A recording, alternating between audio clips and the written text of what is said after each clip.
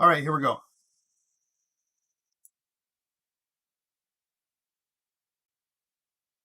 All right, welcome back. We are Game 3001 in the winter 2021 semester, and it's week 6, part 1 of our broadcast. And we're going to be talking about a couple things today, but some of the things we're talking about are A-star pathfinding again. We're going to revisit this a little bit, as well as heuristics. Let's go on to see what we're doing this week. So again, a couple things that are due. Lab 5 is due Sunday at midnight. A couple changes. I was talking to Alex, and he says that there are some people, just going to put it out there, that are not making their own repositories, but actually what they're doing is they're looking at other people's work that's public, and they're submitting it as their own, and that is not good. Basically what Alex says is that he wants a little bit more salt with his fries, which to me means, he's not going to accept that kind of work from you guys. If you handed somebody else's work as your own, that's bad. So to combat that, we're asking you to make your repo private from now on, as opposed to public. So please do private, and then add myself. I'm using Hotmail because that's my general inbox, and I use that for all of my repositories. So my Hotmail address is good, please, as well as no, you don't need a license. You have unlimited private repos with GitHub, as long as you're not an organization. If you're an organization, you can't do it.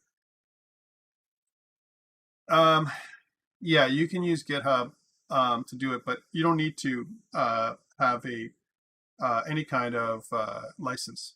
So again, please include Alex because he's also marking them as well as me. So make sure that both of us are collaborators. We can look at your GitHub repository. 3 screenshots.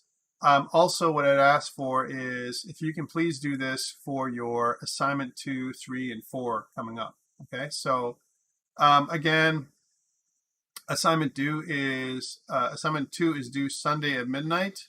And if we look at our schedule as an example, I will release assignment 3 later today.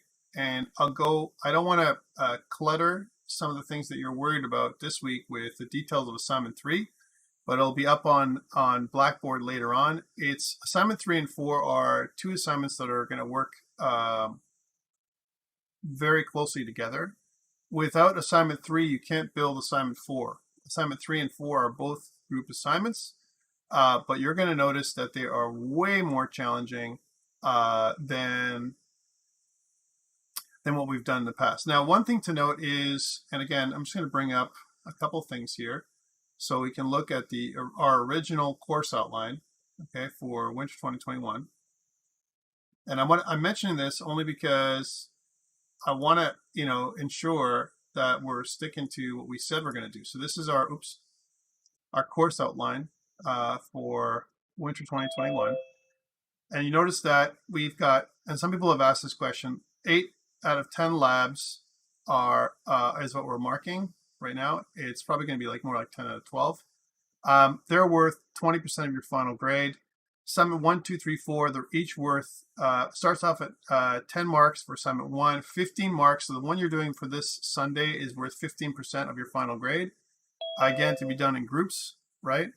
As well as there is assignment 3 and 4, 10% for assignment 3 and 15% for assignment 4. So that is your assessments for assignments and labs.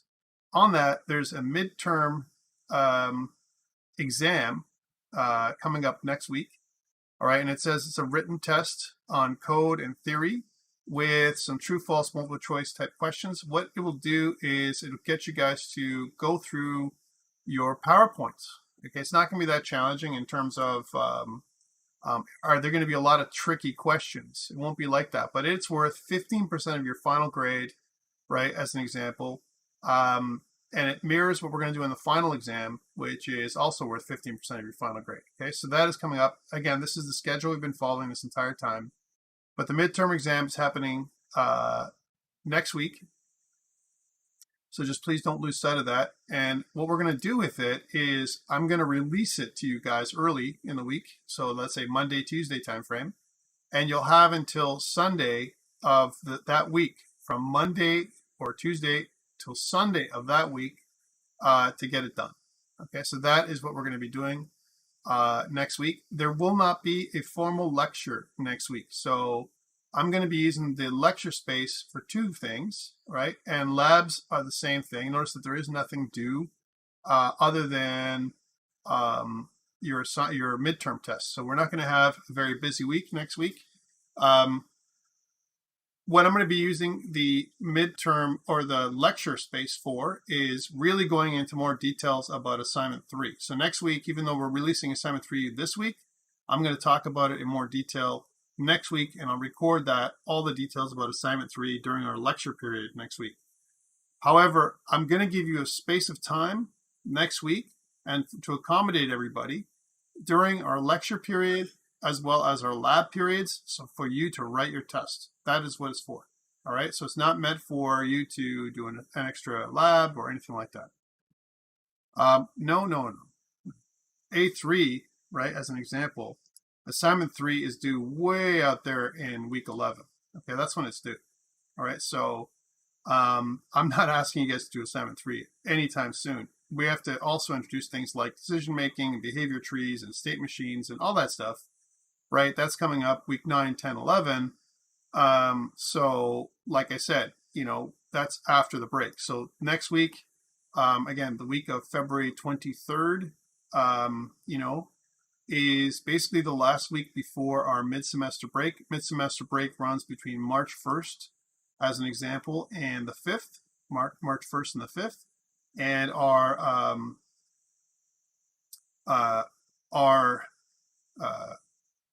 this week, we don't count the Monday because Monday was family day, but it runs between the 16th and the 19th with your assignment 2 due on the 21st.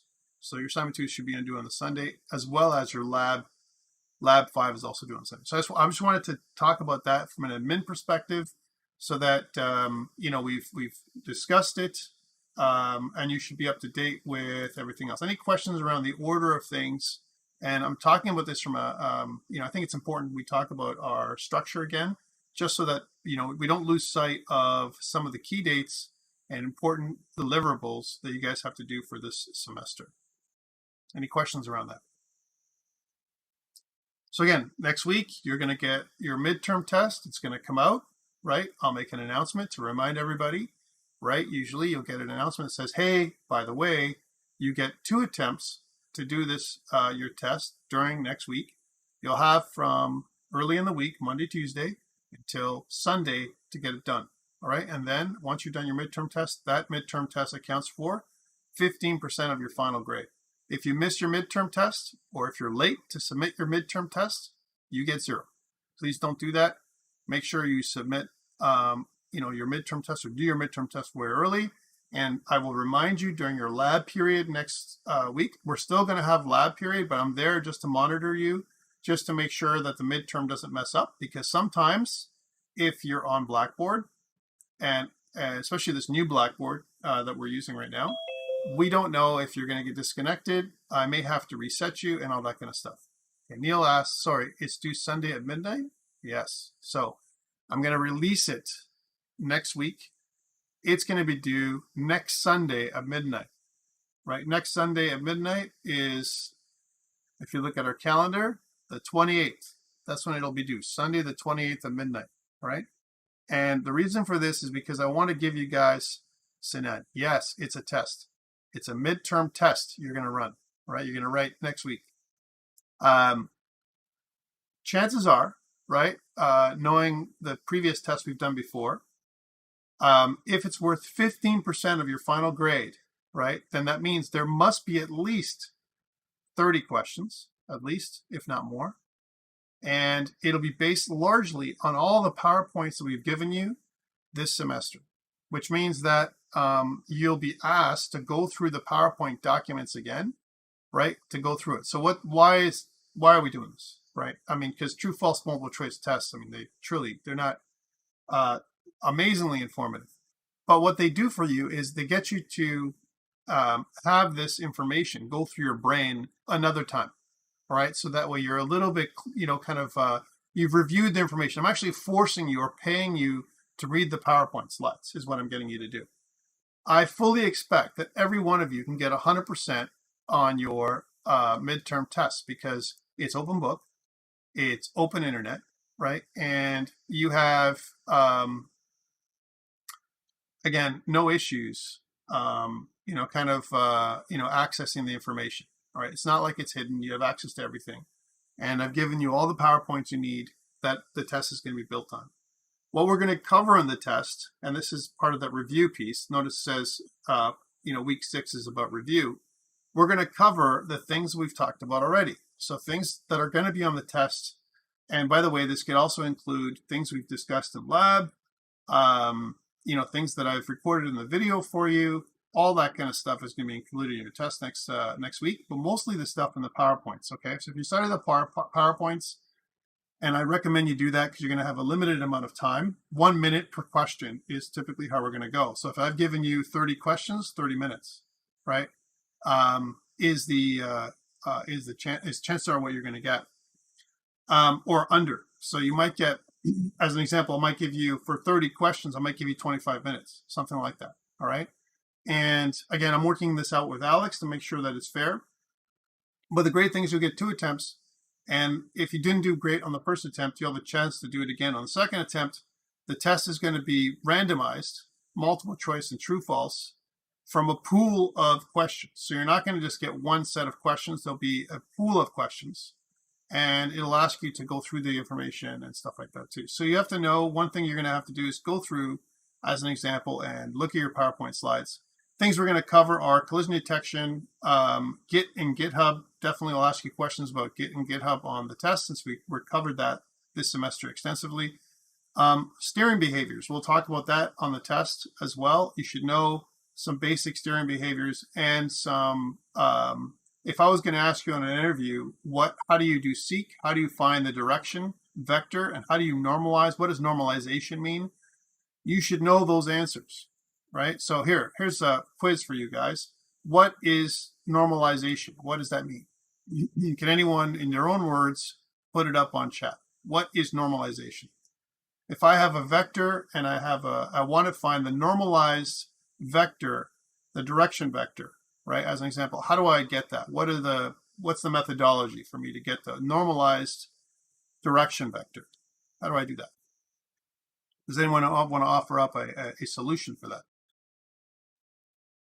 Okay, Sean says to turn a number into a number between 0 and 1. Definitely. That is the range that we're looking at, is a number between 0 and 1. Sometimes we look at a number between, like Sinan says, between -1 and 1. But it really depends on, the type of thing we're looking at. Sinan, for us, we're looking at a number between 0 and 1 is what we're typically looking at, right? But the one thing is about when it comes to normalization, where Sinan is more correct, is that sometimes because we're looking at 2D space and we have positive coordinates and negative coordinates, right? We have a positive number between 0 to 1, but we're also going to have some negative coordinate spaces so that you have a possibility of getting negative numbers. Again, between 0 and 1 or -1 and 1, okay? So that's the range, but how do we get that? How do I take a number? I have, first of all, how do I get the direction? This is just a general question. How do I get the direction vector, first of all, between 2 different vectors? How do I get the direction? What is the method we use? Okay, lerping doesn't give us the direction. Lerping is a method that we want to use. We want to linearly interpolate between one vector and another. It doesn't give us the direction necessarily. So how do I get the direction? Cheap way to do it. And I'm talking about the vector, not the angle. Okay, how do I get the direction vector? Does anyone remember? It's a very simple way of doing it, actually. And the vector we're going to get is a line. Clamping, what that does, Patrick, is it clamps. Clamping is a method that we use to make sure we reduce, or we constrain values between 2 numbers, between a minimum value and a maximum value. That's what clamping does. So that's not the way. Util distance calculates the distance between 2 vectors. Mohammed, that's the distance. Okay, so that's like the Euclidean distance or the Pythagorean distance. That's what that util distance function does. So what else? Anyone else have any ideas? So far, you guys are kind of circling around it, right? It's the orientation, George, for sure. But what we want is, how do I get the orientation? How do I get that direction, if you will, from, let's say, from my, my player to the target, let's say, or from my autonomous agent. If I have an autonomous agent, the AI, he wants to get the direction to the target where he's going, right? Where I'm going to do, steering behaviors, right? I need the direction. How do I do that? Come on, guys. You can even look at your code. You did it. I did it with you in lab. You guys should know that. Mohammed says target direction is equal to, here we go, the destination minus your transform position. Yes, that's the way to do it. Okay, so you want to, and Samuel says the same thing, kind of the difference in X and Y, but you also want to get the difference in, from your destination vector to your source vector. So you say something like destination minus source. Now that gives me the total length, the total vector with a magnitude. We're actually drawing a line segment, if we do that, between the destination and the source. That's what we're doing. We don't want that. We want to normalize it. So how do I normalize it? If I get this vector, which is, kind of a distance between, you're going to get the whole length between the destination and the source. How do I normalize it then? What's the method that we use? So you're correct. That's the one we do it. What's the normalization method? How do we normalize? Because normalize, we want to get a number between -1 and 1, but how do we do that?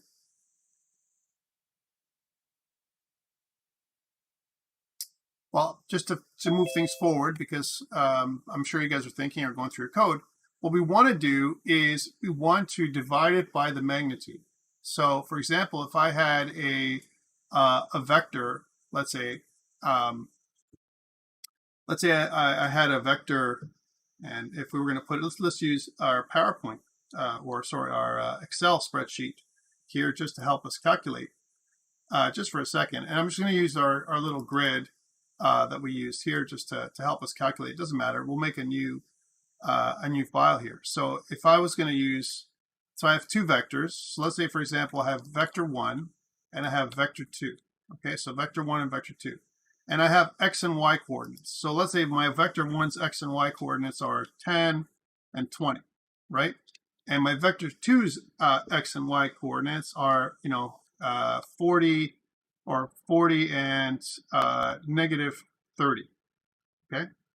So if you were going to draw these things, 10 and 20, right, on a page, right? So let's draw it out. And again, this is something that you guys should know, typical vector math, right? So let's say 10 and 20, and we're going to put some marks in here so we know the size of our page. So let's say here's the middle of our page, right? These are the middles, right? Approximately. And let's put some sizing on our grid. If I was going to get you to draw this, let's say 800 width. So let's say the width, right, is equal to 800 pixels. So that 800 pixels would be like here, right? Here's our width, 800 pixels. And we're going to say our height, that's the next thing we're going to put in. Let's put our height is equal to 600 pixels, all right? So we're just going to put some values here, 800 and 600, right? And if I said that, flipping back to this, if I said my vector 1 is 10, 20, then if I was going to draw this, and this was 800, then this would be 400, that would be 200. Would be 100, right? And so it'd be something like 10 right here and 20 down, something up here. So that's our first vector. So let's draw that. And we're going to see the direction that we're going to take.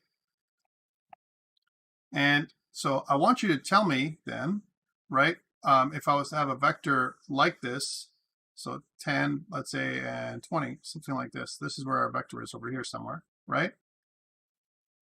Where would the next one be? If I said 40 minus 30, where would the next vector be? And Sinan says divide to x, plus x squared, y squared. Where is 40 minus 30 in our case? So 40, so this is 400, this is 200, this is 100, this is 40, right? And minus 30, Shabam says outside the screen. Very good, somewhere up here. All right, that's how much that's how it would be. All right, so that's where the next vector would be. Okay. So let's change this. We'll say this. We'll give it a positive number for our case. We'll say 40. Instead of 40, we'll say 400, somewhere halfway down the screen, let's say, and we'll do by 300. 400 and 300. Okay, so 400 and 300, so that is 400 and 300 directly in the middle of the screen. That's right here. So now we have this. We have point 1 or vector 1.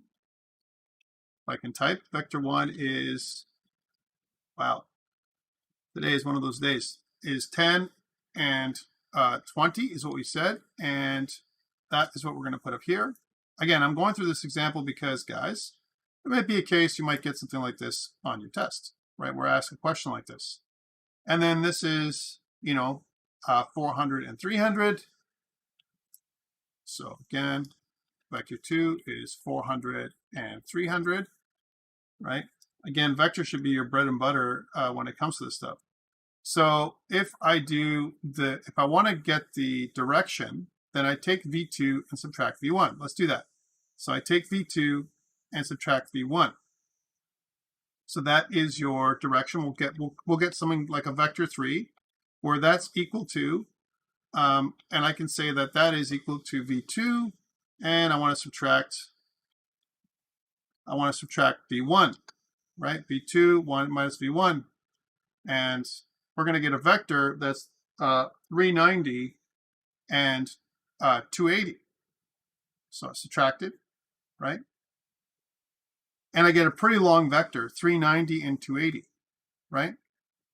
So that is vector 3. That is the difference between vector 2 and vector 1, right?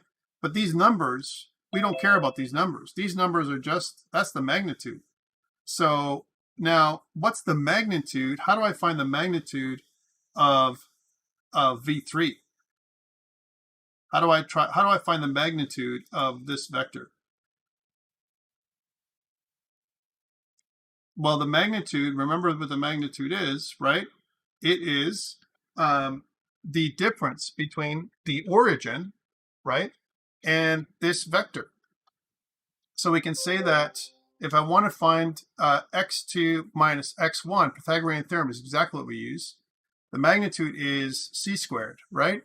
So we want to find, the x2 minus x1. In this case, x2 and x is 390, and x1 is 0. So it's 390, right? And I want to square that. So that's equal to this times, well, this, right? So we square it. And then we do the same thing for this one. So it's equal to this multiplied by, well, that, right? That's that squared.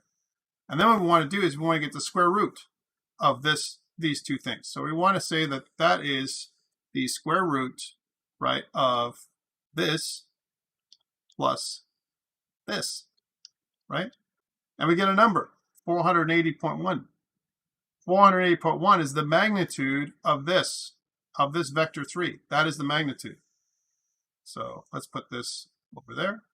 We'll call this the magnitude, right, of this vector right here. Calculated from these two by squaring this, adding them together, and getting the square root. Okay, that's what this is. Okay, so now that we get the magnitude, then when it comes to normalization, right, so the normal then, normals for this one, if I was going to find, let's say, vector normal, right, or whatever that is, the direction normal, if you will, then you take this one, right, and divide it by the magnitude, and you get 0.81, right, and then you take this one and divide it by the magnitude, right, and you get 0.583, and so that's a number now between 0 to 1. And this, my friends, is the direction normal for the vector. From vector 1 to vector 2, the direction normal was 0.8123 and 0.583. Okay, that's how you calculate the direction normal. Okay? Why? Because we have the magnitude. We took the magnitude, we found it at 480.1, and we divided the total, the difference between vector 2 and vector 1 for each component, the x component and the y component. Let's just put this in there, x and y. We, all we're doing is we're subtracting those. We're going to get the new vector value, right? But this vector includes magnitude. And what we want to do is we want to remove magnitude or eliminate magnitude from the equation by normalization. And so now that we have this, these values here, as an example, are the direction. This is for every pixel. If I want to move from vector 1 to vector 2, I can just basically multiply my speed, right? The speed that I want to move from vector 1 to vector 2 by these numbers for the x and y components. So for example, let's say I want to move at a speed of 10 pixels per frame from vector 1 to vector 2, then I just multiply it by 0.8123, adding in the original numbers. So again, I start off at 10, and then I plus equals 8123 multiplied by the speed, and let's say I add 81 pixels on the x-axis every frame, and something like 58 pixels on the y-axis every frame until I get to this location. Okay, and that's a speed of 10 going from here to here. Okay, hopefully that helps you with the idea behind you. And Samuel says, and that gives us the orientation. Absolutely, this here is the normalized direction, if you will. It's a normal because it goes, both values, the x and the y component values, go from 0 to 1. Okay. Now we could have negative values, like Sinan said earlier, if we had a value like we did before. For example, let's suppose that, let's go back and put this at negative 300. So we're off screen somewhere. Well, then you'd have a negative value here, right? Because the difference between negative 300 minus 20 is negative 320, right? Which would give you a different value for your magnitude, right? Because it'd be off screen just for this one thing.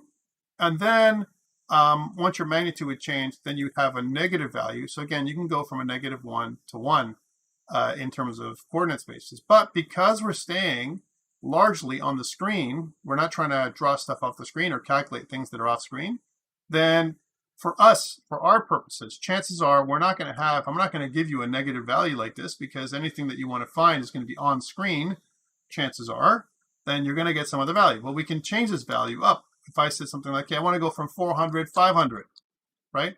It's going to rejig the value, and you're going to see that the magnitude is going to change, and so too will the direction. The direction is going to change according to the magnitude or the new coordinates. If I did something smaller, let's say, for example, I went to 30 and 40, again, you can see that the magnitude from 30 and 40, as an example, is much smaller. The magnitude is 28, right? So if I was to divide, the 20 by 28, you're going to get 0.7071. That looks like cosine, right? Look at that, right? And that looks like 30 degrees, if I'm not wrong, right? So, and again, if you want to try that out, you can test it. If you say something like, what is the a cos, right? If I wanted to find the arc cosine or of what this is, it gives you what it is, 78 degrees. Let's try and find the cosine, right? If I say cosine of 30, right, then you're going to get a number of 0.1547. Remember that a lot of times we use cosine, we want to use radians, right? So radians. So I want to, kind of multiply by, to get radians from degrees to radians. And I gave you that inside of your, a lot of times we want to convert from radians to degrees. How do I convert from radians to degrees? How do I do that? Or from, I've got some degrees. I have, example, 60 degrees, and I want to convert to radians. How do I do that? Multiply by pi, 180 divided by pi. Okay, let's do that. So we'll say rad to deg, or deg to rad, right? That's going to be equal to, we'll put it here. We'll say that it's equal to some value, right? Now, it says degrees divided by 180, right, is what Dung says, all right? Pi divided by 180. I got three different solutions here. So I got 180 divided by pi, degrees divided by 180, and pi divided by 180. Okay, well, let's look it up. Guys, right? If I want to go from degrees to radians, what do I also have? I can also use a multiplication to do that. It says 1 degree multiplied by pi divided by 180, right? Or 0.01745, right? So pi divided by 180 is what it is. So it's equal to whatever the thing is, right? Divided by pi divided by 180. So pi, so we'll say pi, right? And then divided by 180. And if I want to do that, by the way, pi, right, is a number, right, that, let's just use 3.14159, 3.14159. Let's just use that divided by 180. So that's going to give us some 0.1745. That's the value.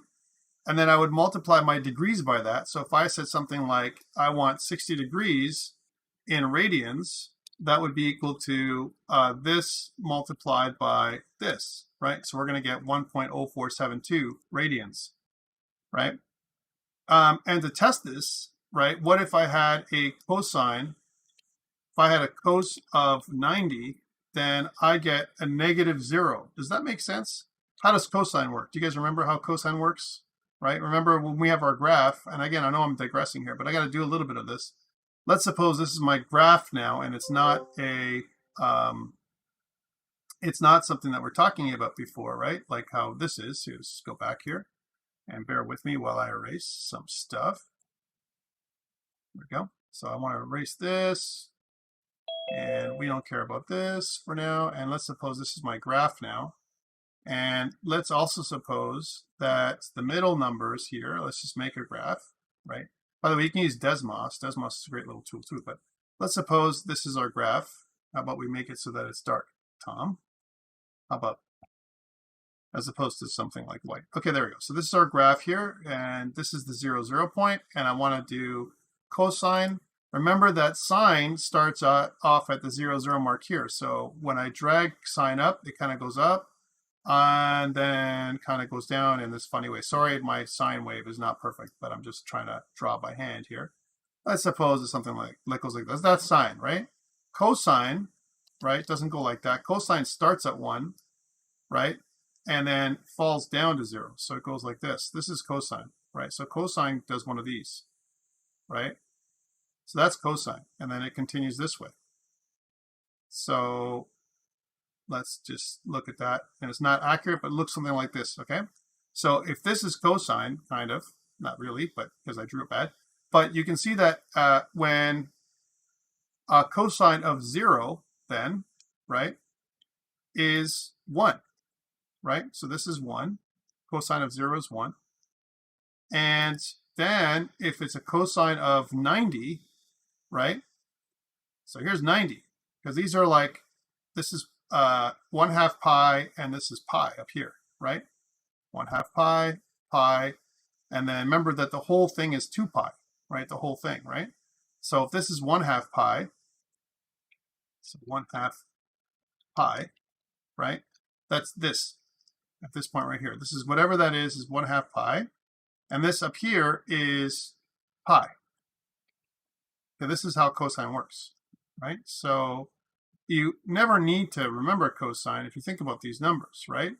If this is 1/2 pi and this is 45 degrees, here's 45 degrees. Is this 45 or is this 90?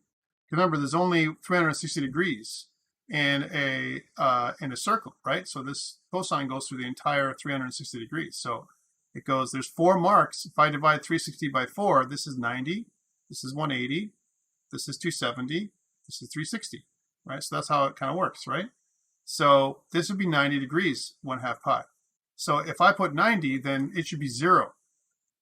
I got -0, right? Sometimes, you know, again, and I'm just pointing this out there, you know, you've got what it is. So if I said 60, what if I did, and again, this is for our lovely Excel, what if I did a cos of, I put a cos of this right in there, then I'm going to get 1, all right, which gives me, and again, let me just make sure that that value is bigger, 0.5, right? Cos of 60 is 0.5, right? And let's try that again. What if it was 90? So 90 should give me 0, right? Again, because my value for deg to rad is not perfect. That's why I'm getting 0, 0, 0, 1. it should be better, because remember my approximation for pi was 3.159, and it's not very long. All right, so I got a bit of an error. But notice that, so even in Excel, I need radians to get me the right number, not degrees. I need to divide, I need to get this deg to rad stuff happening, right, for any kind of angle, right? So again, if I have a direction, right, if I have a direction, 0.7071 is the x coordinate, right, as an example, then, okay, what about if my thing was 45? What does that look like? Take a look at that. 0.707107. That's almost exactly what I'm seeing here, isn't it? Which means chances are, because cosine and x have a relationship, right? Whenever we talk about x, we also think in our minds, for the most part, cosine. That means if I get a value like 0.7071, then we know 45 degrees is roughly, or almost exactly, what the angle is between 1020 and 3040, which makes sense, right? Because it's kind of like to the right and down, right? And what about this one, 0.7071? Well, what about if this instead of cosine, it was sine? If I took sine and put that in there, well, you're going to get the same value, 0.707106, which makes sense, right? Because it should be, if I took the sine of a sine of the y value, or the arc sine of the y value, I'm going to get back this, right, which is 45 degrees. Okay. And again, to get the actual, if I want to go back from deg to rad, and I want to go back the other way, which is rad to deg, radians to degrees, then radians to degrees, if I look it up again, let's go radians to degrees. Radians to degrees, simple search, guys, is 180 divided by pi. So 180 divided by pi, so we're going to say is 180 divided by 3.14159, just to use the same value, is 57 dot something, right? So there's 57 dot something, right? So if I wanted to go back, and if I took the arc cos of this, right, to figure out what it was, you can do that. You can say, I want to get the arc cos equals to the arc cos, right, of this multiplied by rad to deg, then we're going to get 45 degrees. And that's how you get the angle, right, from your component, right? We know what the component is looking at. If I get a value like this on the x-axis, I can find the angle that we're looking at, which is the angle between the source and the destination. Okay, so why am I showing you this? Because you may be asked questions like this on your test, right? What's the angle between these two things? Could you look it up online and get the answer simply from looking it up with some Google searches? You could, but if you don't know how to convert it properly, you might find the wrong answer. So you should know basic vectors, some vector math, things that we've talked about in class. You should know about things we talked about in lab, I think are fair game, you know, those kind of things. And, you know, you should know about how to find the destination and steering behaviors, seek, flee, right? You also want to find arrival. You should know that from assignment 1. You did arrival. You should know how to do that. You should know what pursuit, the difference between pursuit and seek is. What is the difference between pursuit and seek, as well as what is the difference between flee and evade. Those are, you know, kind of, they're different steering behaviors that we talked about as well. And then we've talked about pathfinding, and we're going to end off with some pathfinding, more information about pathfinding today, which is what I'm going to be talking about over the next 20 slides or so. All right, so that is all the stuff that's going to be on your test, and that'll be, again, it'll open up early next week, and it'll be finishing on Sunday of next week, and you'll have a chance to do it. Please don't forget to do your test worth 15% of your final grade. How can we find pi value in C++? You have it actually in your GLM. You can always go GLM pi. You can also do math.pi. Pi is actually value that you can get from, it's the standard math library. Patrick asks, are we going to go more into pathfinding in the lab this week? Yes, we will. That's what we're going to be doing. All right, let's get going then on the lecture today so we can talk about what this thing is about. Any other questions around what's going to be on the test for next week and the format? Format, true, false, multiple choice. And again, at least 30 questions are going to be on your test, and you're probably going to have less than or about 1 minute per question to get it done. All right, and this will be a chance for you to look at your PowerPoints again. What about people with accommodations? They'll have other accommodations. You'll have other time. There we go. Nick says arctangent of 1 times 4 is also pi. That's very interesting. That's nice. That's nice, Nick. I like that a lot. All right, let's because arctan of 1, if you think about it, that's like 100% of the circle, right? If you think about it, is what you're looking at times 4, right? Is it's going to give you a value, the value that you're looking at. Let's go back. All right, so yes. So we talked about A-star search algorithm at length, and your assignment 2 is all about A-star, how to do pathfinding. But in our case, we're using, instead of graph traversals, we're using a square grid, right? Having many obstacles. And we usually are given some kind of starter cell and some kind of end cell, okay, as an example, or the other way around. We want to reach the target cell, if possible, from the starting cell. Sometimes it's not possible, especially if we do some kind of procedurally generated world where we randomly place blocks on the screen, right? So A-star comes to our rescue, and it tries to find the shortest path, right, between one block and another block. Now, it really depends on how you're allowed to move, right? So you might say, wait a minute, what about this path here? Isn't this shorter, right? Well, remember that what A-star will give you is multiple paths to find between one place and the other. And what you're going to do is going to calculate the heuristic, or the cost function, that's F, right? And the way to calculate F, right, which is the lowest cost, is you're going to add G and H to it. G is the movement cost, whatever it costs to move, and H is your heuristic. H is your heuristic. Usually, in our case, I've normalized G to 1 because I'm not giving you a cost to go from one grid cell to the other. Let's go back to this and fix this cell structure. We don't need any of this stuff. This is just for you to think. This is for thinking more than anything else. Okay, that's why I put this here, so you guys could figure this out and think about the cost. But we want each of these cells to be 41 pixels each, if I'm not wrong. 40 pixels each. Let's make 40. And you can, by the way, in Excel, you can just like select everything and just, reduce everything to 40, and it would reduce all the cells to 40 as well, which is, to me, pretty good. There we go. So that is a, kind of how everything works. So I'm going to use this. This is our little grid as a good example, right, of what we want to do.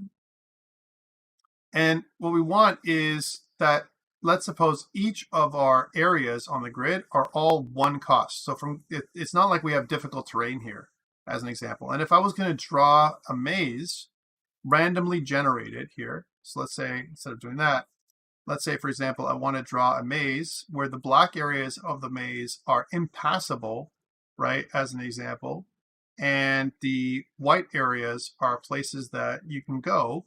And again, I'm just quickly kind of drawing this out just to create some random paths, right? Let's just do this. Some random paths to go on. Let's suppose you have a structure that looks like this. And we'll make it so that it's really convoluted and weird, right? Okay, if we just made some kind of structure like this, let's make it so that it is something you can get to, but it's a small opening. And we're just going to make it so, again, we're going to use the different goals and different places that you can do. So if I made a kind of a maze like this, and this is my random maze, and I want to get from my start to my goal, let's say my goal is down here, right?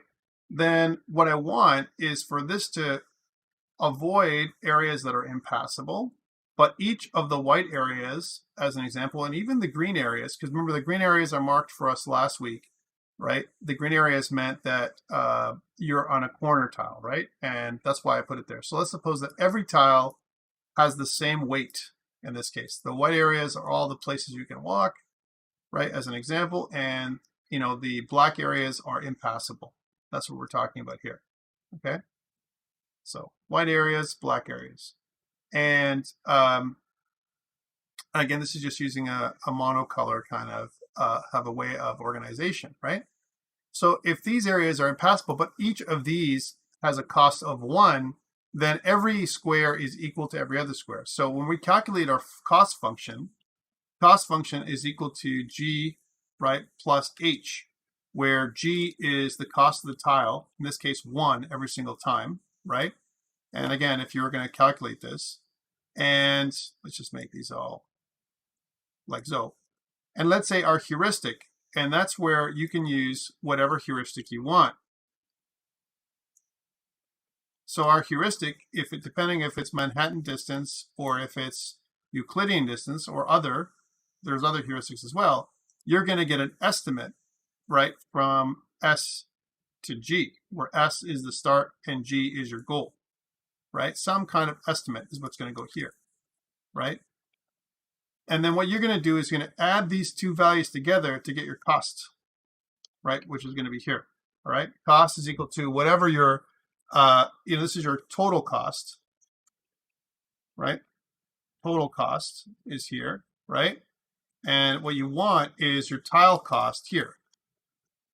So tile cost plus your estimate, and that's equal to your total cost. All right. Our tile cost, because everything is the same, is 1, right? And our estimate is going to be based on the type of heuristic we're going to use, right? Whether it's Euclidean distance or diagonal distance or Manhattan distance, okay? G is the start of the cost to the end tile. It really depends. So see, it says G is the movement cost to move from the starting point to the given square on the grid, following the path generated to get there. So again, it really depends on how you look at this thing, right? So total cost in terms of adding up all the tiles from one tile to the next, right, as an example. And H is the estimated movement cost to get you from one place to the other, right? So that's what it is. So yeah, Neil, you could look at it that way as well. I'm just breaking it up a per tile cost. Put it that way, per tile. All right, when you're adding it up. And so that's the total estimate from the distance. This is your per tile cost. This is your total cost. So yes, in this case, we're talking about the same things. I'm just breaking it down differently. All right, so that is the way you figure out your stuff. But we can also think about this in terms of heuristics for grid maps. You're adding to G as you go, yes, but the tile cost is 1. So what I've done for you guys is, because everything is the same, you can eliminate G, right? And all you care about is this. In this case, because I've made all the tile costs 1, right? However, there are a couple things to consider. If you are on a square grid, it matches the allowed movement, and this is the key piece here, allowed movement. What kind of movement are we allowed? If we're allowed only 4 directional movement, right, then the key is use Manhattan distance. If we're on a square grid that allows 8 directions of movement, then use diagonal distance. And if we're on a square grid that allows any direction of movement, right, then you want to use Euclidean distance. So what does any direction of movement mean? Any direction of movement means that you don't care about diagonals. You don't even care about it. You'll go across a grid from one thing to the other, and you don't care about following the grid at all. That's when you use Euclidean distance, if you're allowed any movement from one part of the grid to the next, right? Where you can smooth your path using some kind of other thing. On a hexagon grid, if you had some kind of hexagonal grid in a game, right? For example, you were doing some kind of real-time strategy game or something like that uses hexes. Hexes are very popular in an isometric format, right? Then that allows 6 directions of movement. Again, you'd use Manhattan distance, but it would be adapted to a hexagonal grid, which would be slightly different than what this is. Okay. So your X and Y coordinates would be different, the way you'd march across a hexagonal grid as opposed to a square grid. Okay, so that is the way it moves. So here's an example of the A-star algorithm broken out for you guys in more detail than what we talked about last time. So here are the steps. Step 1, initialize the open list. Step 2, initialize the closed list. And put the starting node on the open list, the starting node, right? And it says you can leave its F value at 0. Its F value, right? So the cost function to get from your starting node to your starting node, that would be 0. And while the open list is not empty, so while this open list is not empty, find the node with the least F on the open list and call it Q. Pop Q off the open list and generate Q's 8 successors. Now this is like, instead of 8, you would have, because we're only using, let's say in our case, I'm only allowing you to have 4 because of the walking that we're doing, then generate Q's for the next thing 4 successors and set their parents to Q. All right. So again, the open list to start is, yeah, the neighbors. That's correct. So until we have no more neighbors, then, kind of generate, the next thing. Exactly what you're talking about there.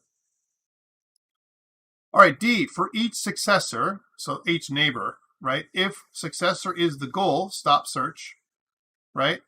And if a node with the same position as a successor is in the open list, which has a lower F than the successor, skip this one. Skip the one you're looking at.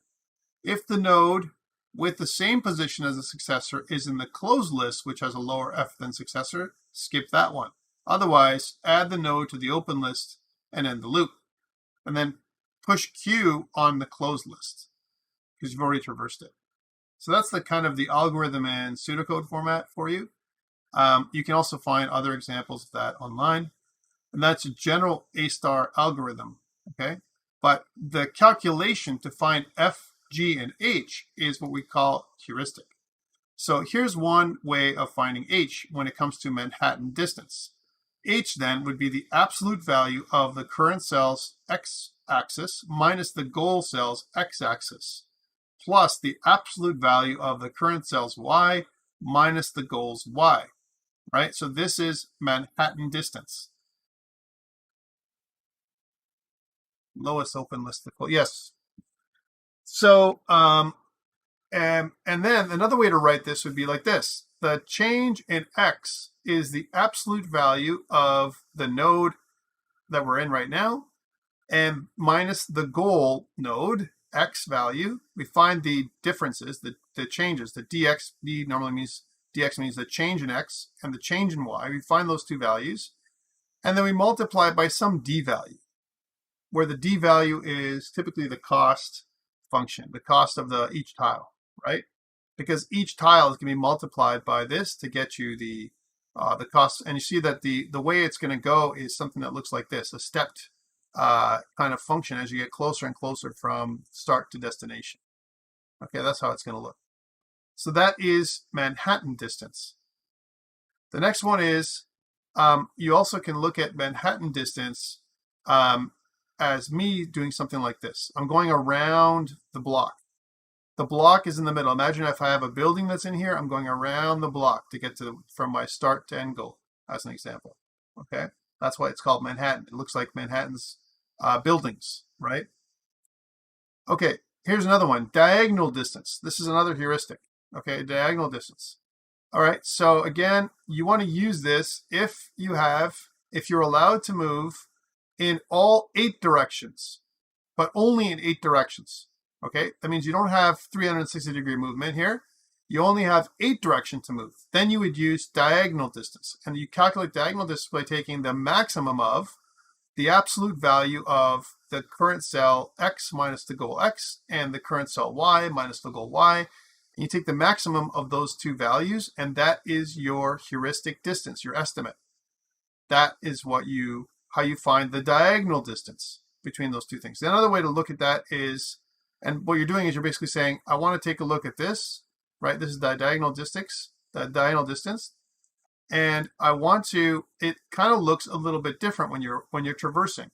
Why? You can also think about the change in x and change in y as something that looks like this. Notice I'm using the min here, which is the inverse of the max, but it works out to be the same, where we multiply it by the d in different places. Okay? So that is the way its path would look slightly different than this one. Take a look at the difference between this one, that is Manhattan distance, and this one, that is diagonal distance. So notice it goes on the diagonals as much as possible, right? So that is the difference in way of doing it. I'll answer those questions during lab, Neil. Bear with me, okay?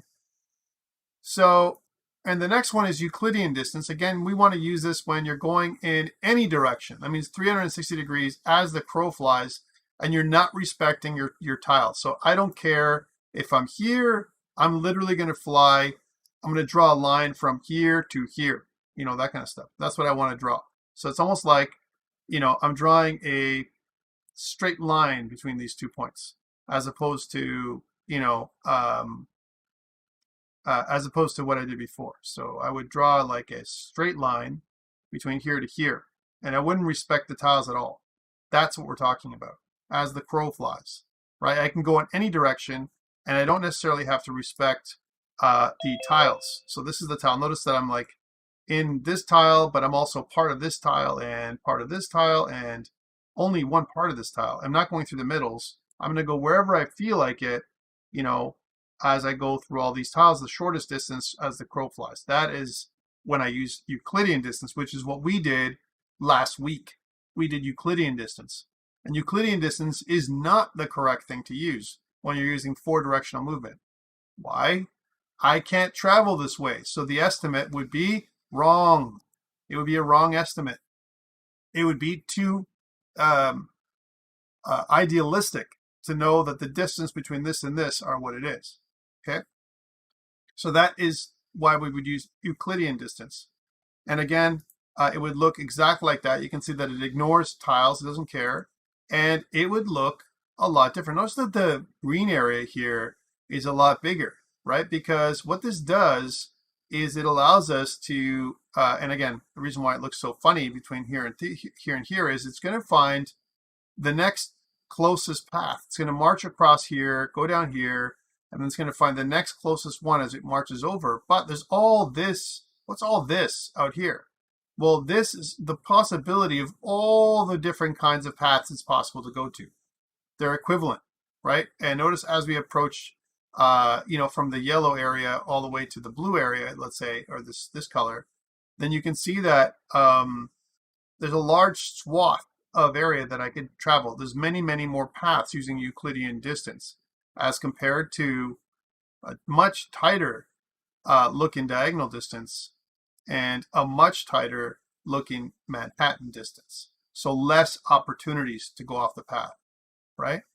So, oh yeah, that's why I'm talking about this, Nick, because I want you guys to understand the differences between all these things, right? So you're not like blindsided when I ask you these kind of questions on the test. So what's the difference, right, between these, this, and this, right? It's much different. So questions around those 3 heuristics. So we talked about 3 heuristics here, right? We talked about, again, Manhattan distance, diagonal distance, Euclidean distance. Those are heuristics or estimates from the, you know, the original space to the end, or depending on how you look at this, right, from the start to the end goal. They're estimates. Why? Because we don't have any blocks in the middle. We have no idea of how this would work. We're going to try them out here with our little grid a little bit at a time and before we leave for today. And then we'll go do it in lab as well. Okay, I can't also forget something else. There's another heuristic that people use a lot too. It's called best first search, right? Best first search is also known as an informed search, which is interesting. And it's basically an evaluation function to decide which adjacent is most promising and then explore it. It's a little bit more complicated to use. And here is an example of some steps, right? Manhattan is the best one, McGill. But let's suppose you wanted to use something like this. You'd make an empty priority queue. That's a different kind of structure, a queue, right? And a queue, remember, is like a lineup a queue kind of looks, like an array, and we're going to talk about queues a lot together, you and I, as we go through the years together at George Brown, because we use queues for a lot of different things, right? We can use queues as kind of like a stacked array, kind of can look like this. This could be a queue, right? And what's the difference between a queue and a stack? I'm just going to draw this really roughly. I guess it's just going to do what it's going to do for me right now. It's not perfect. Sorry, guys. What's the difference between a queue and a stack? Shabam says first in, first out. Yeah. A queue, right, if you think about this, is first come, first served, right? Think about you being in a fast food restaurant when there's no COVID, right? And you're trying to get your meal and you line up. That's a queue, right? And a stack. What's the difference in a stack? How do you do a stack instead of a queue? What's the difference? Again, this is just review. It's like, what's a stack or queue 101? Last in, first out. There we go. Last in, first out. Okay, so that's interesting. So what a stack would look like then is different than a queue. I'm just going to erase some of this so we don't care about this right now. Is different than a queue because here I'll do it this way. Because what we get is a stack then is first in, first out, right? First in, first out. I like to say first come, right?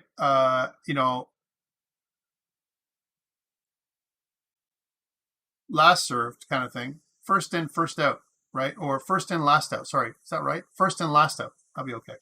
First in, last out. Woo-hoo. First in, last out, right? Which is like first come, last served, right? Which is kind of weird.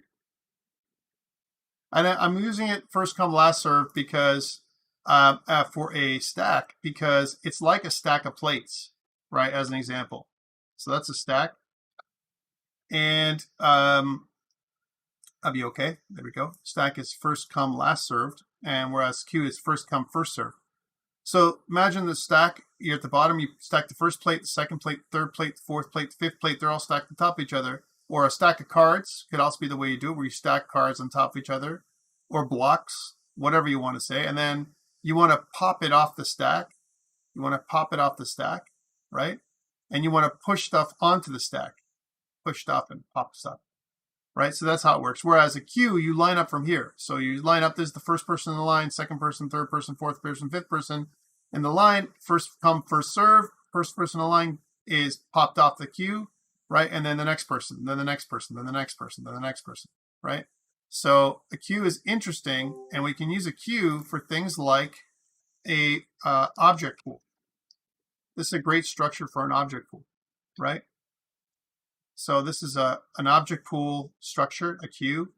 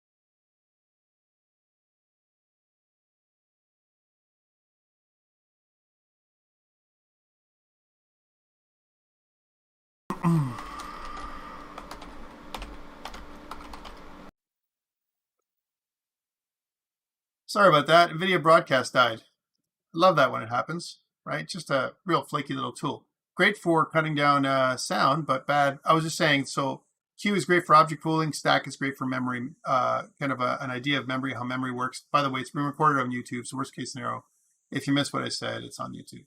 but that's really what it is. So object pooling, and the reason why we use object pooling is, think about this as I pop it off the stack or off the out of the pool as an example. So let's say I have an object like a enemy.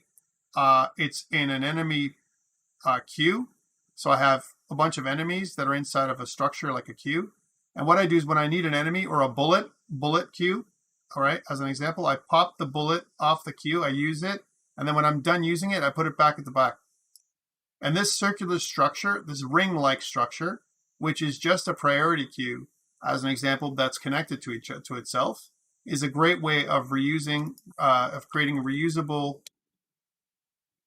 game objects.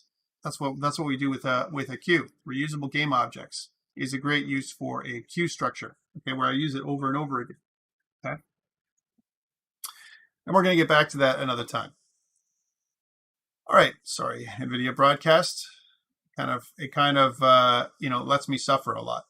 So going back to this, then we create a queue, right? And we insert the start in the queue, right? And until the queue is empty, right? Then what we want to do is we want to delete the minimum value from the queue. If U is the goal, then exit, right? That's what we keep doing, right? So we take a look at the queue, and what difference between a priority queue and a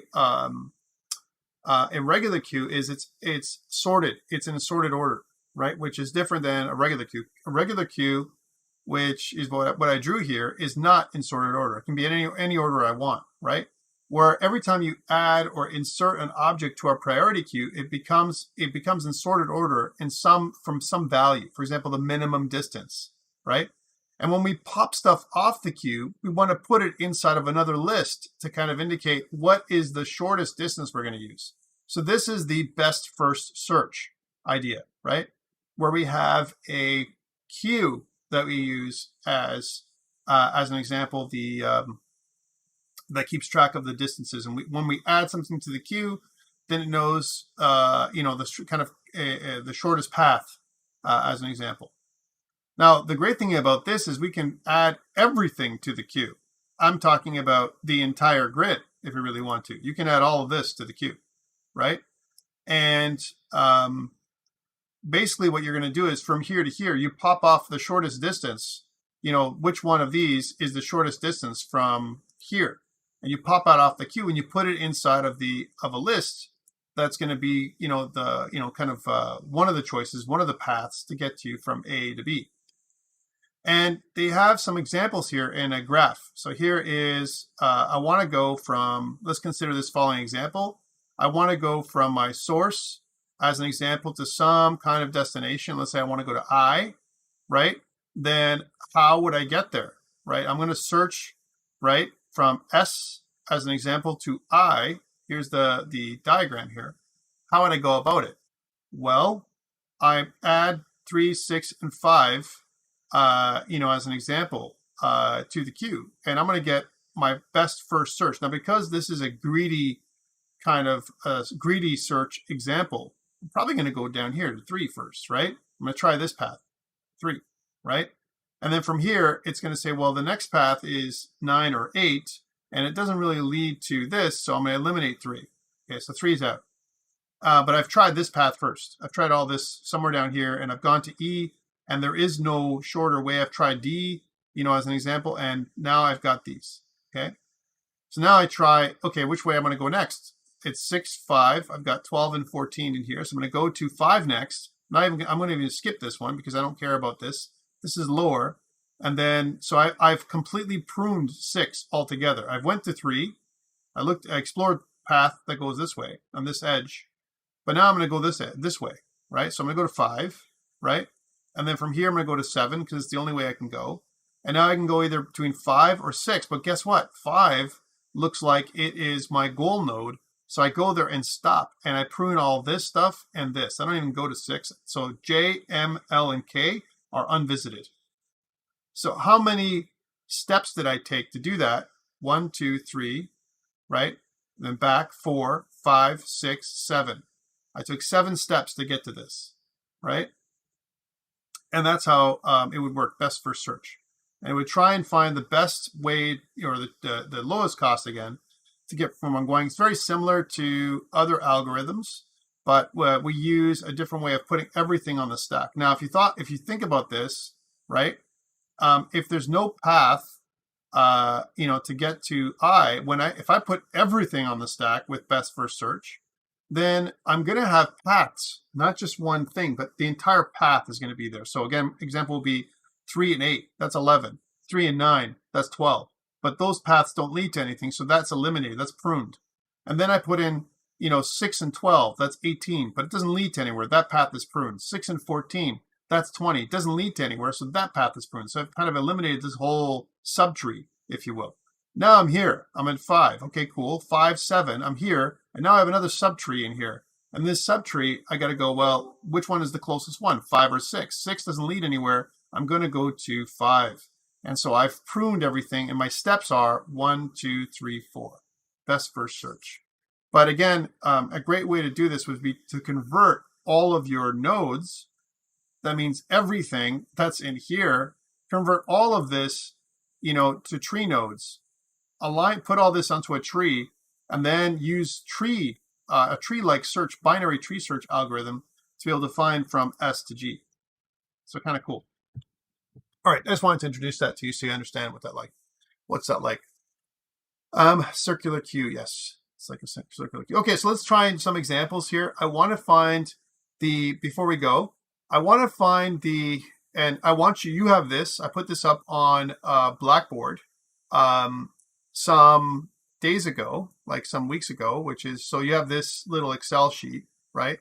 I want you to try and draw something very similar with me that I've kind of drawn here. So now I want to use, let's talk about Manhattan distance first.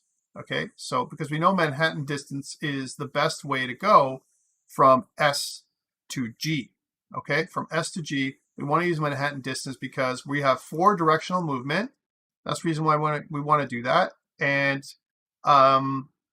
we have the cost function that we're going to use. Okay, so remember, let's pull up some information about how we can use, or what algorithm we're going to use for Manhattan distance, which is something that looks like this: the absolute value of node X minus the goal X. Okay, so if we were to think about this as the x-axis, right, and this as the y-axis, just for a second. Okay, so this is x and this is y.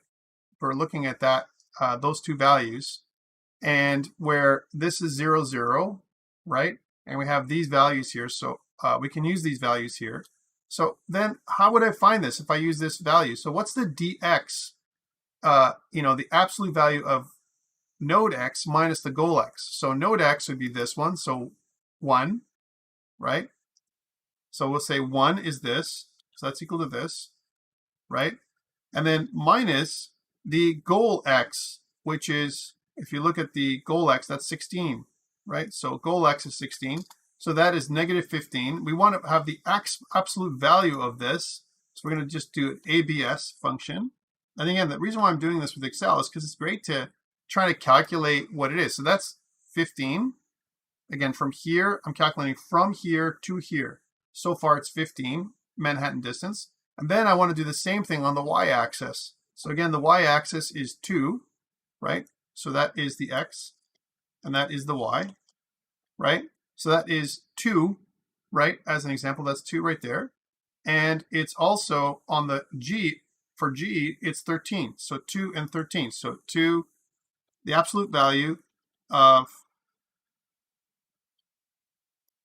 2, right, which is this, minus 13, which is this, okay, which we get 11. So 15 and 11. And then it says, take those two values and add them together and multiply them by some d value. Our d value is 1 because each tile is the same. Okay, so we'll add them together. So adding them up, and we're going to get this, 26. So the heuristic that we're using for Manhattan distance says that our total is 16. Our per tile cost is 1, right, as an example. So we're going to eliminate that. So we care about the cost function then is like 16 from here, or sorry, 26 from here to here based on Manhattan distance, right? Because we're limiting G in this case. If you had a G value, you'd add a per tile cost. For example, if I had difficult terrain over here and difficult terrain over here, like a lake or some kind of marsh or, I don't know, some kind of trees were here. So there's trees here and there's a wall here. It's impassable terrain, but then there's difficult terrain in different places. Then it would color the G cost. The G cost would change for each tile as you traverse from one thing to the other. And then you'd have to calculate the G cost on its own when you count tiles. Okay. So now we know this is total cost is 26 from here to here. Which way do I go? What about this one? So then I would put in 2 and 3 for the initial one. And to set this up properly, what you want to do is, instead of doing this, and we've kind of done this before, right, is you want the initial tile that you want to put in your Excel function. So something like initial X and initial Y, and then final X and final Y, right? Initial X, initial Y, final X, and final Y. And then you want to get the total. And then so that way you can find out, and let's move these up a little bit. We want to get these values here. Sorry, let's move them down one more step, just so I can see them. There we go. And so I know, so Shubham says that the impassable terrain, we set the value to 0 or max. Well, there's a couple of approaches. One is you just ignore it. So you ignore this. If it's something that is impassable, then when it comes to your calculations and you look at each of the directions, so when you're here and you want to take into account this tile, this tile, this tile, and this tile, you ignore this one. You ignore it. You can also put it on your closed list immediately. All the ones that are here in the on the black tiles, this impassable stuff, there's things that you'll never go back to again. You'll never visit these tiles because you're just ignoring them in the calculations. Okay, and we're going to do that. You can't go here, in other words.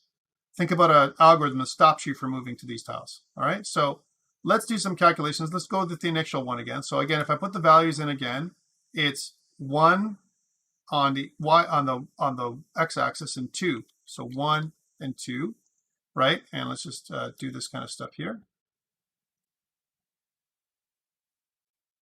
And the final is 16 and 13. So 16 and 13. And then we know that the thing is the absolute value of 1 minus 16 plus the absolute value of 2 minus 13. So it's equal to the absolute value of 1 minus 16, right? Plus the absolute value of 2 minus 13, right, is 26. So that is the values we're getting. So what about this one? So now the values are 2 and 2. So 2 and 2. So we know that that's 25. So 25 is this one. This is 25 cost, right? What about this one? Because you can't go here. You can only go here or here or here or here, right? As an example. So what about this one? This is 1, 3. So 1, 3. So 25, same. And this is where we're going to get into some algorithmic differences. Okay, what about this one? So this is 1, 1. So 1, 1. Euclidean distance, sorry, Manhattan distance says it's 27, right? And now we're going to go from 0, 2. So 0, 2. That's 27. So notice that there is a symmetry between these things. So which way would we go? We're going to make this algorithm in the lab, guys. So that's why I'm bringing this up. So again, you have a tile. Which way do you go? 25 or 25? Now that depends on your algorithm. It doesn't matter which way you go, whether it's if you're rotating clockwise to get your which one you go through first, or anti-clockwise, counterclockwise.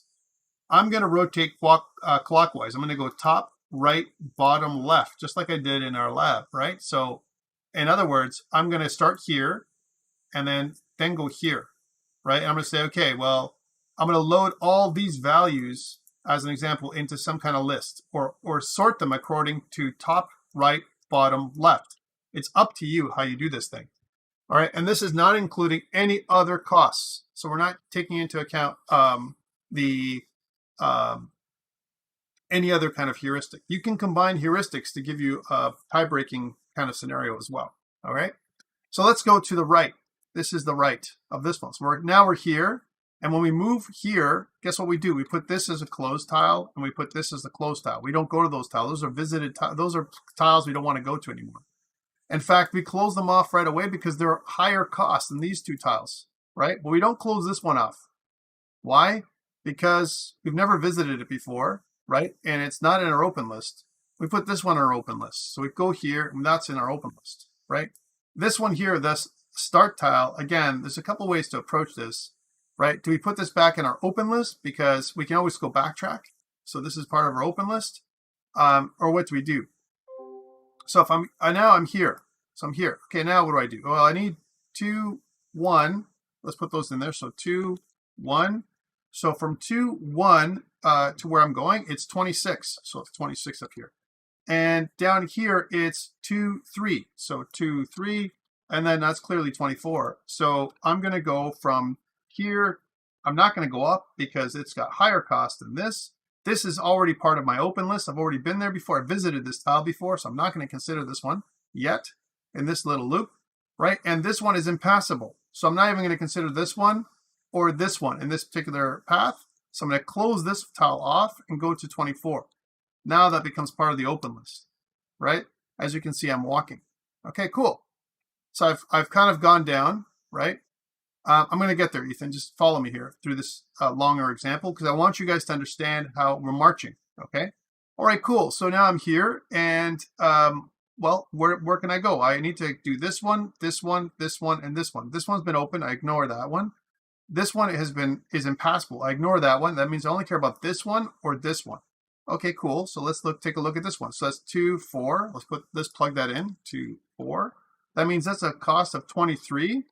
And a 23 is less than this one, and I've ignored, I've kind of gone here before, but so for this path, this iteration of the path, I've already kept this as a possible, I've already put this as a branch. Okay, this thing here I've noted as a branch, an alternate path potentially is what this is, right? And I do that with my algorithm, but for now I close it off, all right?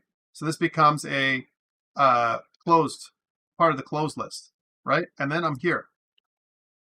Okay, now I put that as part of the closed list and I put a square around it just to indicate that that is another way. If I go back and start over again from my start, then I would try this way next because that is a branch. Okay, cool. Let's go down to this one. Open is the path. That's the path I'm taking, right? And now let's go into the next one. So from here for this one, I'm going to go, I can only consider this path, and this path. I've already visited this one. This one's impassable, so I only care about this one and this one. So this one is 1, 4, and that's 24 points, right? And this one is 2, 5. That's 22 points. So guess what? I'm going to go to the least cost. So I'm going to march down over here to this one. I'm going to close this one off, right? I'm not even looking at that as impassable. That's just closed, right?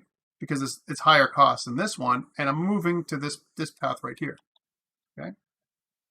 All right, cool. By the way, as I go, I don't know if you noticed, but I'm loading this into my open list. I'm loading this into my list, right? That's what's happening. So there's a list, and I've got my first member of the list is 1, 2. The next one is 2, 2. Next one is 2, 3. Then 2, 4. These are all vectors. So I've loaded them into a list. This is my path that I'm mentioning in the list, my path list, right? Okay, here. I can't consider this one. This is closed, so I don't consider that one. I can look at that one or this one. So this one is 1, 5, 1, 5, which works out to be 23 points, right? And this one is 3, 5. So 3, 5, which is 21 points.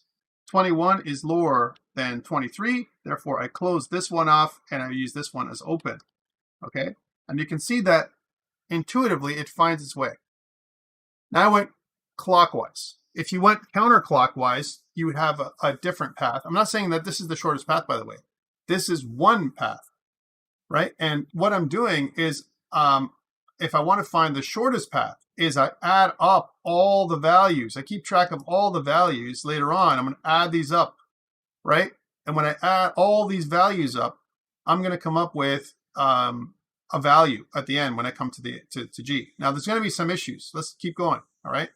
So now I'm here at O, I can consider this one, or this one. Well, guess what? There is no choice here because this one, and this one are impassable. And this one is closed because I've already been there. It's a visited node. I've already visited this node, right? So I'm not going to go here. I'm just going to go here. That's the next path. I don't even care what the value is because I know that this one and this one are impassable and this one I visited. So it must be this one. Okay, cool. This one is impassable. I can't go there. So I only consider this one and this one. All right, so let's look at those two. And so this one here is 4, 4. And this one here, which is 21.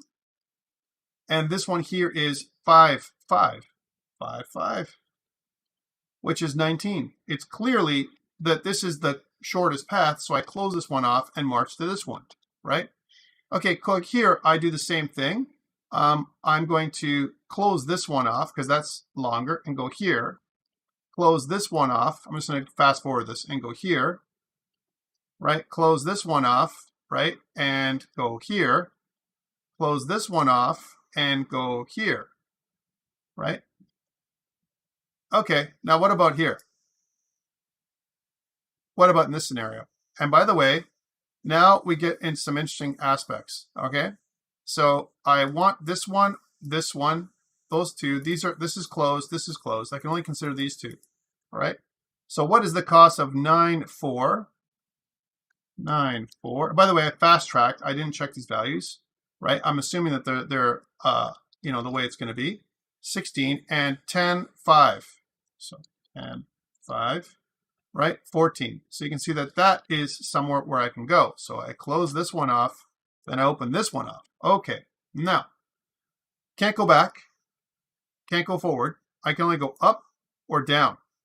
Okay, remember, this is one possible way of going, all right?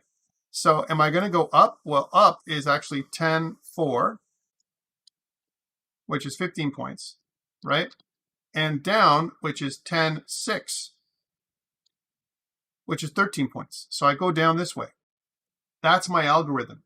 Should I have gone this way? I don't know, guys. This is the first run of this algorithm. Doesn't mean that I'm not going to travel here. Again, what we would probably want to do is go up because we don't know that the path is this way. Guess what? It's not going to go this way. It's not going to go up here at all. It's going to go down. It's going to find my way using Manhattan distance because we know this is a higher cost than this one, and I can't go here, right? As an example, this would be the best scenario right here if I can go here, right? But I can't. So I got to go here. And that's where when you're in a maze like this, it is, the way it is. So I'm going to go down here. Obviously, I can only go down there. And then these are blocked, so I can only go down here because there is no other way back. And I can only go down here. And I'm going to come to this point right here. Okay, it's this point. Now I can go here or here. This is clearly farther than this, so this is closed, and this is going to go here, right? And then these are obviously farther. So I'm going to be here, and I'm going to go here, and I'm going to go here, farther, farther, right? And I'm going to come to this point. Because this one is 6, 12. So 6, 12. That's 11 points. And this one is 8, 12. 8, 12, which is 9 points. So I'm going to go this way, right? This way is closer, this way is closer, this way is closer, and these are closed, right? Closed, closed, closed, right? They're not part of the path that I can travel. And then I come to this decision point, all right? So now, where do I go? Do I go up, right? Now, this is the one that's the most open that I've had for a long time, right? So here, right, or down. Okay, well, let's see what this one is. 12, 11. Okay, which is 6. Okay. 6 and 13, 12, which is 4, and 12, 13. Uh-oh. Which is also 4. Okay, so now, guess what happens? We mark this one as an alternate path, right? Because that's the first branch that we took. There's a branch here, we can try again, and there's a branch here, we can try again. And now we have a subpath. We've marked this one and this one as a place to go when we branch, when we go all the way back, right? So the next time we do this path, we're going to go the other way and find an alternate path. There's maybe a shorter path, I don't know. Maybe the same length, right? And now we choose to go this way. And we close this path off because we know this path, regardless, is longer, right? Okay, cool. Now I can go here, here, or here. So I go here. This one is 13, 11. I know for the exacerbated example, I'm so sorry, guys, but I want you to go through this with me so you see it here before we actually code it, all right? And then, okay, what about here? So it's 14, 12. And now we're at, so that's 3 and 13, right? 13, 13, which is 3. Uh-oh. Which way do we go? Well, we wind to the right, my friends. So we're going to go this way, and we're going to mark this one as some place of a branch. This is a branch. This is part of it. We can probably explore this branch as well, but for now, these are going to remain closed, and we're going to take this path because that we're winding to the right. That's the way we're decided to do it. Okay, cool. From here, we can go up, down, or right. It's going to be the same scenario. We're going to go, this one is going to be closed, closed.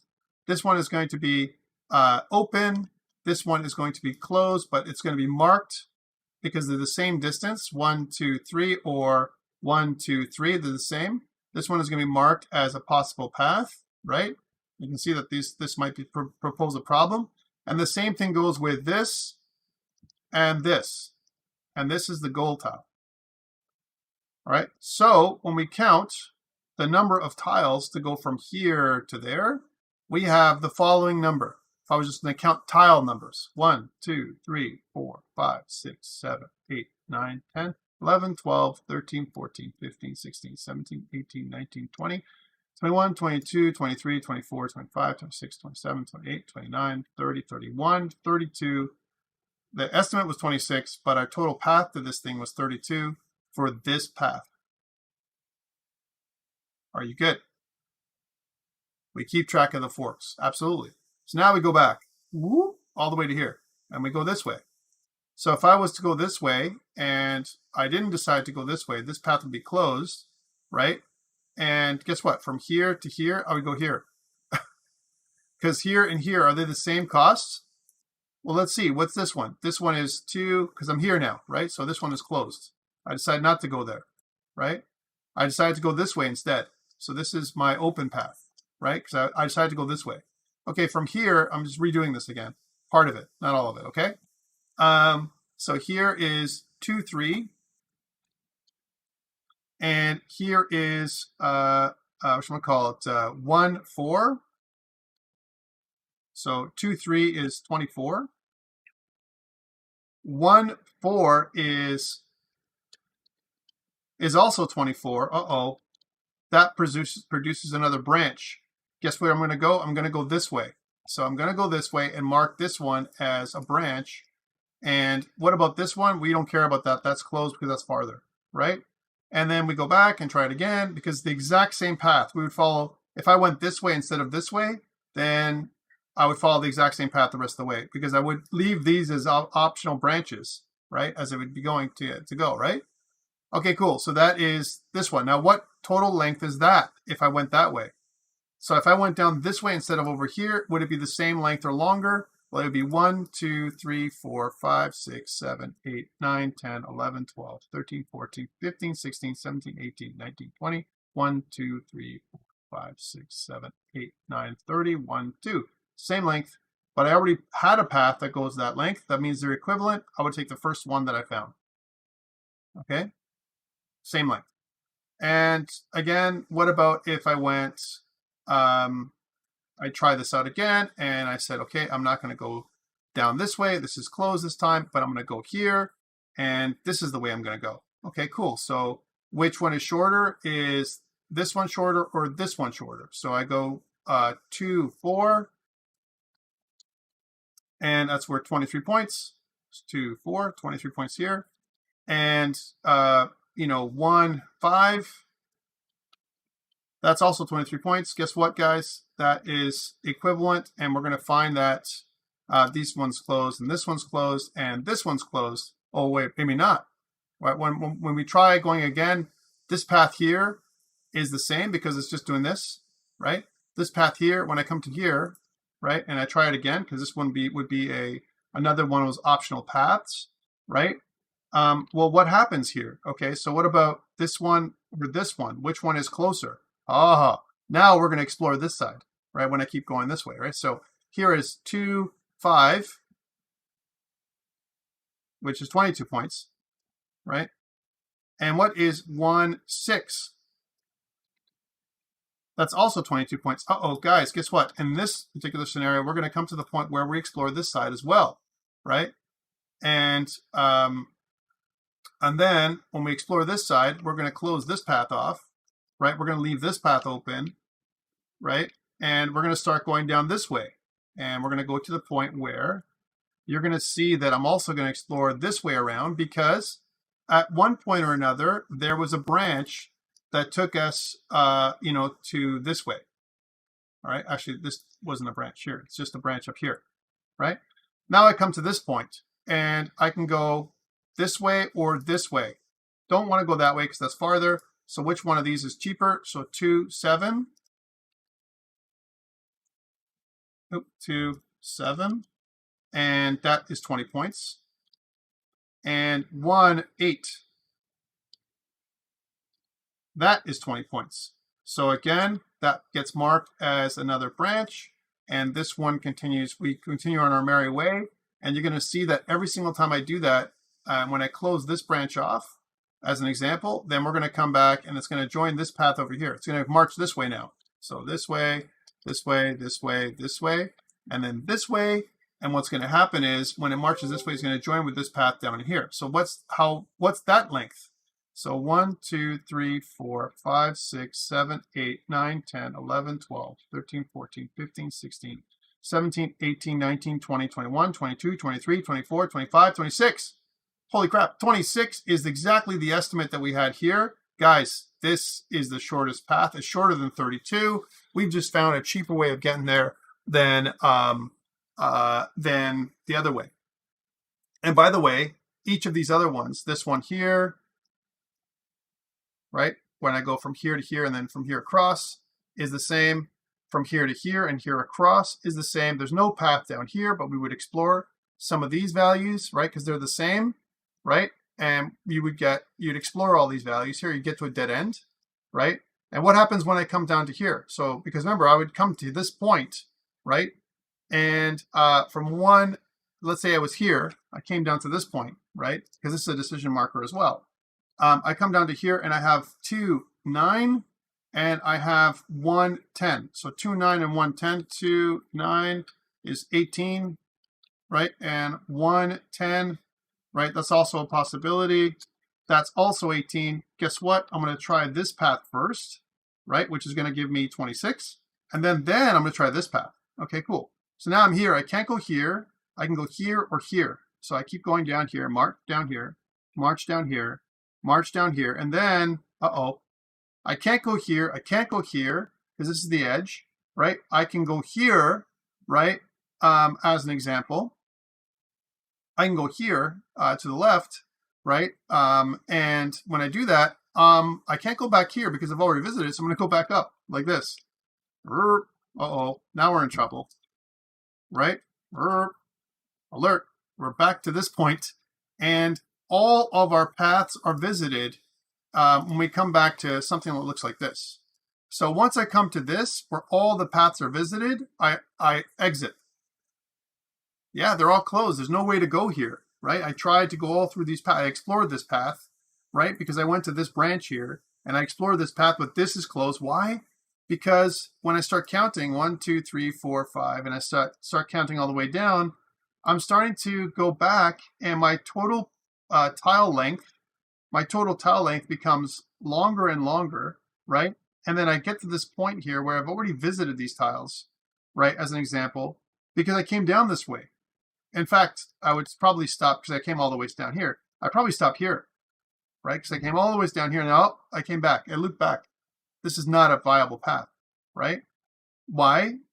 Because, well, I branched, right, to down here, and I tried this out, and you've got to be able to exit from here. This scenario. This is a scenario you have to exit from, okay? But what about this path? We never really explored this path at all. Like, we went down around this way, but what about around this way? What if somehow our algorithm, and bear me, hear me out for a second, what if I could go this way, right? We don't know about this path at all down in here, right? So let's try it ourselves. So again, I'm just going to count it. 1, 2, 3, 4, 5, 6, 7, 8, 9, 10, 11, 12, 13, 14, 15. Let's suppose it goes down from here, 16, 17, 18, 19, 20, 21, 22, 23, 24, 25, 26, 27, 28. Even if we went this way, it would be longer than this path here, which is the shortest path, or this path here, which is the shortest path. And I probably would choose the first one we found, which is down here, across here, down here, and across here, because that seems to be the shortest path compared to going around up here. So Samuel says 113 would have closed it though. 113. 113 would have closed it. Down here.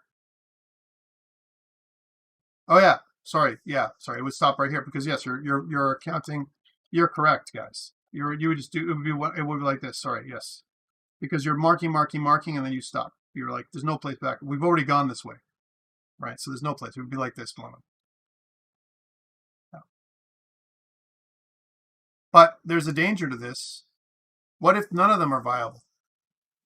What if your procedurally generated world? I'm going to leave you with this thought as we take a short break before we get into lab. But what about if my world wasn't like this? What if there was no possible paths, right? What if it looked like this, right? So there's no path this way, and there's no path this way, right? So there's no path this way, or even this way. It's closed. Let's say we closed it here, right? What happens then? You'd have to be able to, in this scenario, because there's no way to get to G, to goal, or whatever, in this scenario, the problem would be that you'd want to stop your algorithm. So there's no way back, and if everything stops, you'd have to exit out with saying there's no path. There's got to be something like that, right?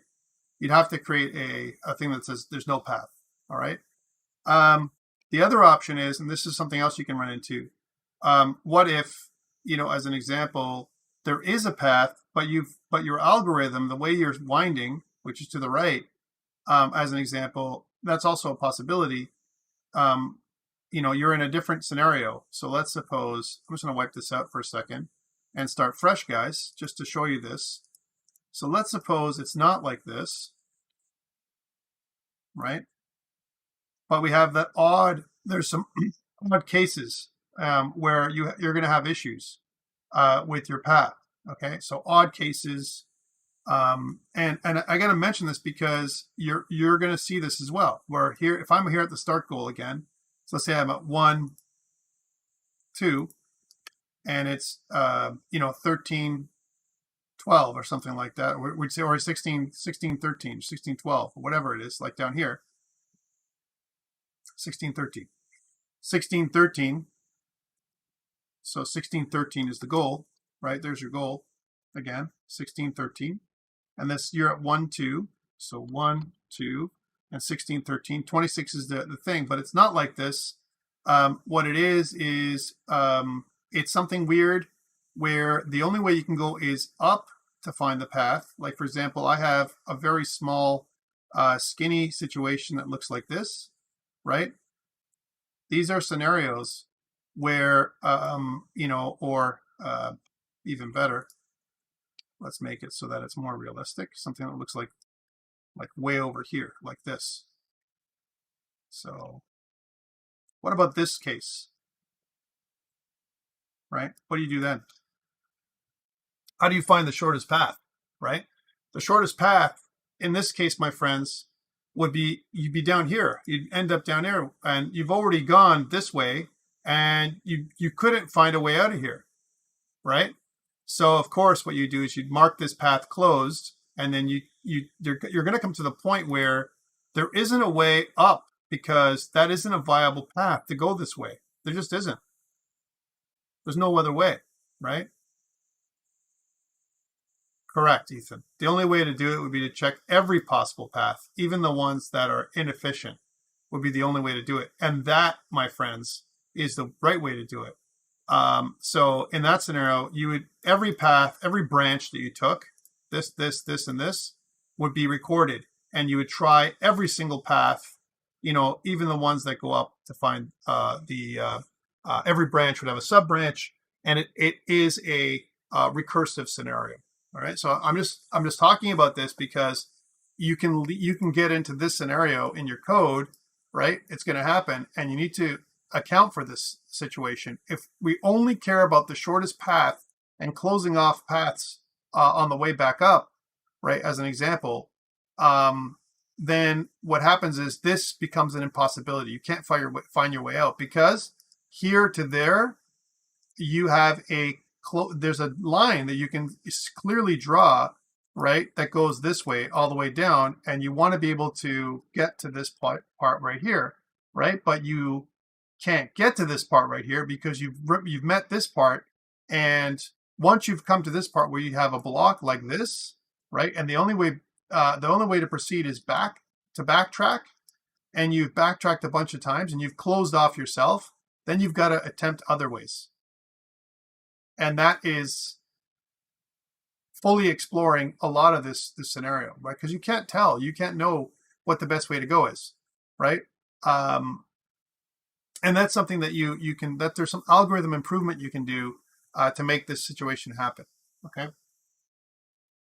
All right, questions around this, and I went into a long scenario here, and we did this together in a very long way. Why? Because you need to be able to think about this to troubleshoot why your algorithm is not working like you think it should be. In your mind, you're like, wait a minute, why did it go there? Well, it's the way you programmed it is the answer, right? The short answer. And by the way, we're not even taking into account any rough terrain or anything like that, right? We're not taking into account that at all, right? So I want you to consider these things, that you want to find every possible path, including the ones that are unlikely as branching points. So each one of these things is a potential branch. You start off with this branch first. You explore this branch, whether it's good or not. You explore it. What's the distance, right? You explore this branch. Obviously, you want to explore the shortest branches first, because you might find the shortest path along the branches that are seem to be closer from a heuristic estimate perspective, right? You want to find this information, right, is what you want to find, right? So which one is it, here or here? But that's the shortest. These are equivalent, right? These are the ones that are going to be that are going to get you, those initial branches. You're going to find one of these two, and then you're going to explore them, and you're going to end up here, and both these two are going to be duds.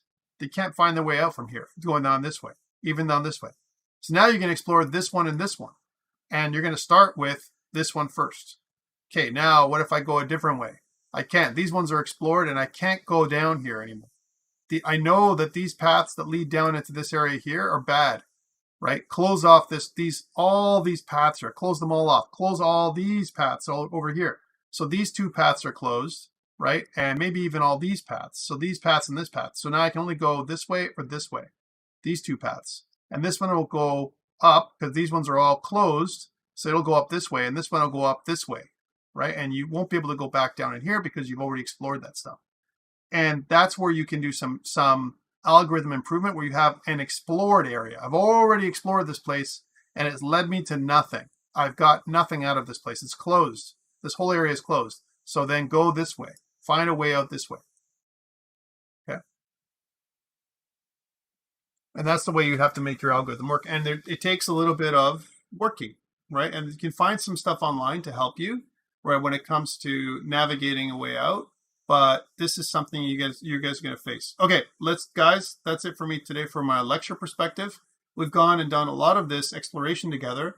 For the lab, let's meet in 9 minutes for the first lab, and the next lab is going to start off at, let me just make sure that I'm correct, right? Because I keep on, every day is different, and we're in weird COVID. 4 o'clock. I'll see you guys at 4 o'clock, the rest of you. But for the first ones, I'll see you guys at in about 10 minutes. All right, let's see you in 10 minutes. I'm gonna stop recording this now, and I'll see you soon.